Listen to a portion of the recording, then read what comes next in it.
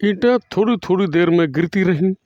घर और बाहर का कोना कोना छान डाला गया, परंतु कोई भी दिखाई नहीं पड़ा।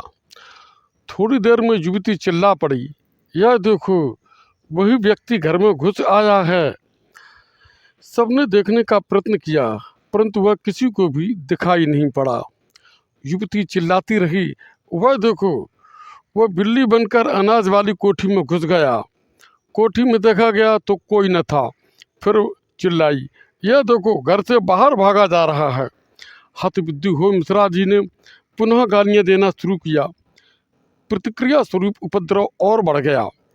ईंटें अब जल्दी जल्दी बरतने लगीं। यह सब देखकर अब किसी को संदेह न रहा कि उपद्रवकारी मनुष्य नहीं है, निश्चय ही कोई मानवेतर प्राणी है। अतः उपद्रव निवारणार्थ झाड़ फूंक प्रारंभ हो गई, किंतु उपद्रव उल्टे और भी प्रचंड रूप धारण करता गया। मिश्र जी के घर के अंदर और बाहर आतंकित एवं विस्मित लोगों की भीड़ निरंतर बढ़ती गई। सारी रात ईंटों के टुकड़े तथा ईंटें बरसती रहीं। जैसे तैसे प्रातःकाल हुआ। एक प्रसिद्ध झाड़ फूंक वाला व्यक्ति बुलाया गया। प्रत प्रसारण के अनेक उपायों का प्रयोग करने के उपरांत उसने कहा कि मैंने उसे मंत्रबद्ध कर दिया है। बहू को कमरे में एकाकी छोड़कर सारे दरवाजे बंद कर दीजिए, देखता हूँ अब ईंटें कैसे बरसती हैं। तदनुसार युवती को कमरे में बंद कर दिया गया।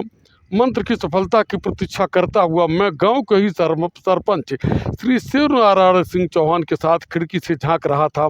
2 मिनट भी न बीते थे कि एक समूची ईंट युवती के पास आकर गिरी। युवती चिल्ला पड़ी तथा तुरंत ही मूर्छित हो गई।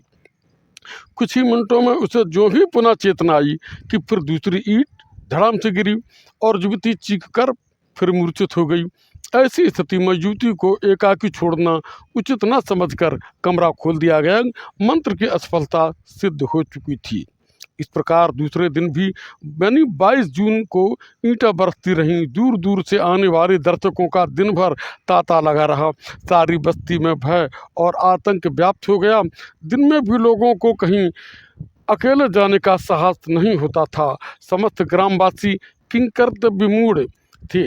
गांव के दक्षिणी छोर पर बस्ती से अलग हनुमान जी का एक विशाल मंदिर में स्थापित हनुमान जी की मानवाकार मूर्ति के सामर्थ्य पर लोगों की अविचल आस्था थी। दर्शनार्थ 10-20 कोस की दूरी से लोग आते ही हैं।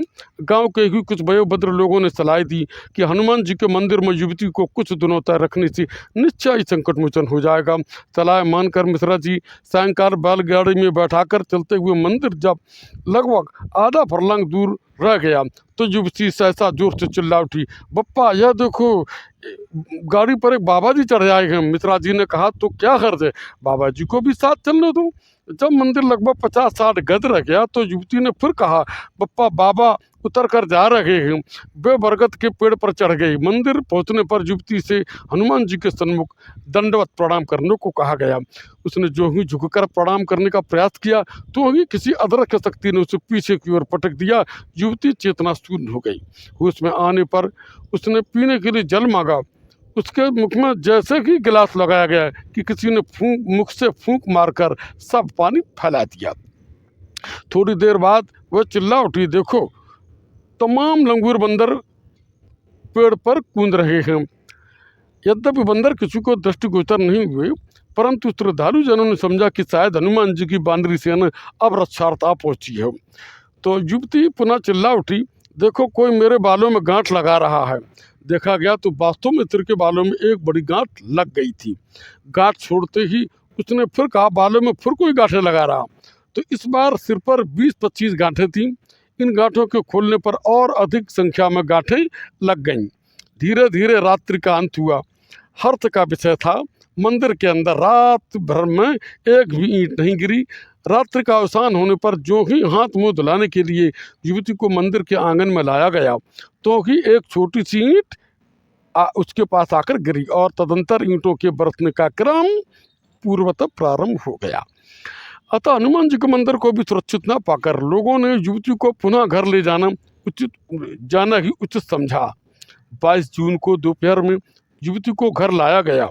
इसी दिन पता चला कि कानपुर के एक मौलवी जो पड़ोस के एक गांव में ठहरे हुए हैं, दावे के साथ प्रोत्साहन करते हैं। मौलवी साहब बुलाए गए। यद्यपि उन्होंने 200 रुपये मात्र ही पारिश्रमिक के रूप में मांगे, किंतु वहाँ उपस्थित लोगों ने कार्य सिद्ध होने पर 500 रुपये देने की बात कही। मौलवी साहब ने अनुष्ठान प्रारंभ किया। सर्वप्रथम उन्होंने कागज़ के टुकड़ों पर मंत्र लिख लिख कर कब्र की दीवारों पर कीलों से ठोंक दिए। फिर एक बड़े कागज़ पर मंत्र लिखकर उसे एक कपड़े में बांधकर युवती की भुजा पर बांधने को कहा। 7 गांठें लगाकर मंत्र भुजा पर बांधा गया, परंतु वह अपने आप ही छूटकर मौलवी साहब के पास आकर गिरा। मौलवी साहब ने कई बार मंत्र बंधवाया, किंतु हर बार रिएक्शन वही हुआ। इतना ही नहीं, उपद्रव और भी विकराल रूप धारण कर लिया। समझो आप, ईंटों के साथ साथ मिश्र जी के घर में रखे हुए आलू, खेती के औजार इत्यादि बरतने लगी। युवती के कानों, हाथों तथा पैरों के आभूषण भी अंगों से निकलकर दूर जा गिरे। फलस्वरूप सभी ने राय दी कि आभूषण अब उसे ना पहनाए जा। किंतु युवती कहने लगी, देखो 2 औरतें मुझे चुटकी काट काट कर कह रही हैं कि सभी आभूषण जल्दी से पहनो और नहीं तो और काटूंगी। अब युवती को उपद्रवकारियों के रूप में 4 आकार स्पष्ट दिखाई पड़ने लगे, 2 पुरुष और 2 नारियों। पुरुषों में से एक पीतवर्ण के स्वच्छ वस्त्र धारण किया था और दूसरा काली नेकर। स्त्रियों में से एक श्वेत एवं धवल वस्त्र तथा अलंकार पहने हुए थी और दूसरी मलिन वस्त्रों में थी, मतलब गंदे कपड़े। ये चारों युवती के अतिरिक्त और किसी को नहीं दिखाई पड़ते थे, केवल युवती को दिखाई पड़ते थे। तो मौलवी साहब ने अपनी पराजय स्वीकार कर ली और अपने उस्ताद को लाने का वचन देकर वे चले गए। ईंटों का बरसना जारी रहा। चौथे दिन यानी कि 24 जून दोपहर आज पुनः